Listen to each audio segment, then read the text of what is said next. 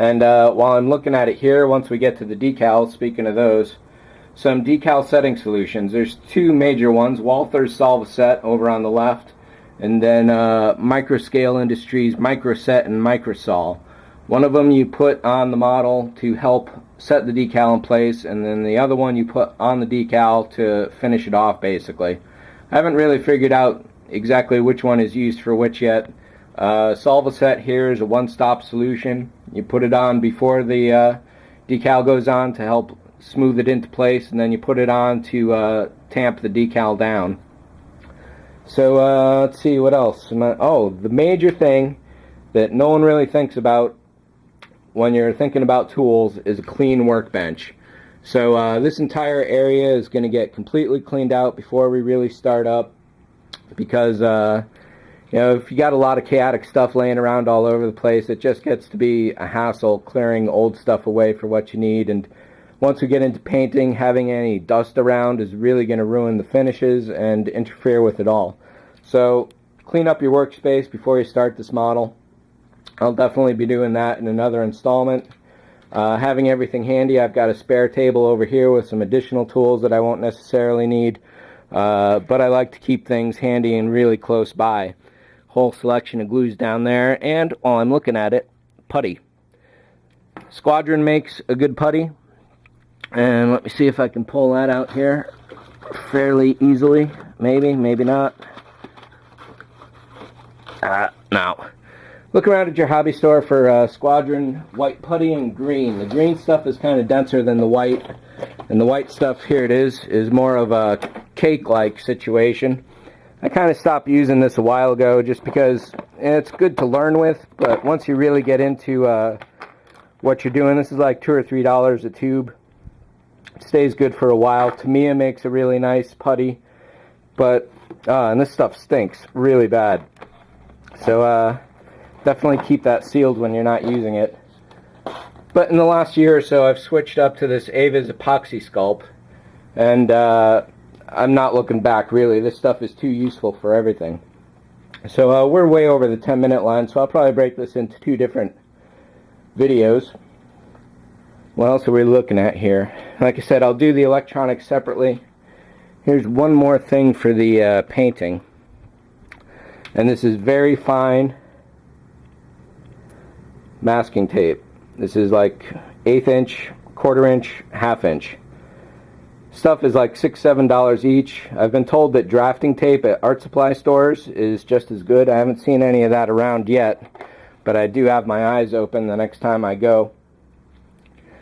Take a quick look over here. Spare styrene, always handy for stuff, rods, flat pieces, weird, bizarre pieces, I-beams. Definitely handy to have around. You may need it for interior construction, buttressing, or actual repairs. Brass tubes, plastic tubes, aluminum tubes, rods, all that stuff is good. I've got a bunch of spare brass in here that may be useful. Now, just stuff I've collected over the last few years, and maybe you can use it here and there, maybe not. All sorts of little fiddly bits going on, though, that can be very good. And speaking of other fiddly bits, there's all sorts of random stuff here that I've collected that can be handy. You never know until you look in the drawer and find out. Spare wiring when we get to that in the electronics. And let me switch over to that, and we'll take a big look there, because lighting is going to be a fairly major aspect to this, and I should definitely cover it on its own. So I'll see you in a second. Wow, did I really forget to mention sandpaper in the last videos? I guess so. So sandpaper, here's a tribute to it. First off, I'm going to say that I usually, say go for the cheap stuff. Check out your dollar store for low-priced things. In the case of sandpaper, do not bother. You got 15 sheets in here, various grits. This stuff is total worthless. It's less than the paper it was used to create. It's less than the sand used to create. You may as well go down to the beach and rub your model onto the shoreline, because you're going to get better results that way. So avoid cheap sandpaper. You really got to invest in the good stuff. I'm not going to necessarily recommend this Norton brand stuff here. It's just a collection of random things I've gotten. 3M is definitely some good stuff overall. And as you can see, I paid $1.09 for each of these sheets here. So get 20 bucks together or so. Get a good range of paper overall. 60 grit is definitely a good low end to start with. 100, 120, somewhere in there. Maybe a 250, a 400, 220 for example there. 400, 600 is definitely a decent finishing paper, but maybe you want to get 800, or I think I've even got a sheet of, this is what's left of my 1000 grit here, and this stuff is not quite like velvet, but it's definitely really, really fine, and you'll find out the uses for it as we go. The other thing I'm going to mention is that look for wet dry sandpaper. Don't bother if it's just dry paper. If you've never used wet sanding paper, it's going to be a complete revelation to you as far as the technique goes. It totally changes the entire concept of sandpaper for you. So like I say, definitely invest in some various grits, 60 to 600, maybe 1,000 if you want to, no problem there. And avoid the cheap shit, and avoid the cheap stuff. So that's pretty much it for the sandpaper. On with the tool tips.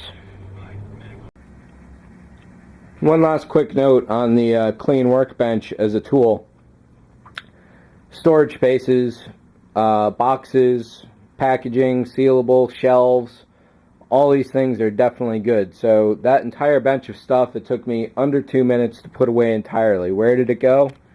Dremel stuff, all the glue in a nice big tub, safety gloves, goggles and masks hanging from there, handy tools, files and blades right there, masking tape there, paint all stacked away nice, the electronics in its own section, the computer desk keyboard tray, definitely good for big tools, stacks of shelves down there. You can go out to a place like Target and get those big storage boxes and 10, 15 bucks a piece. Instead, go to the grocery store.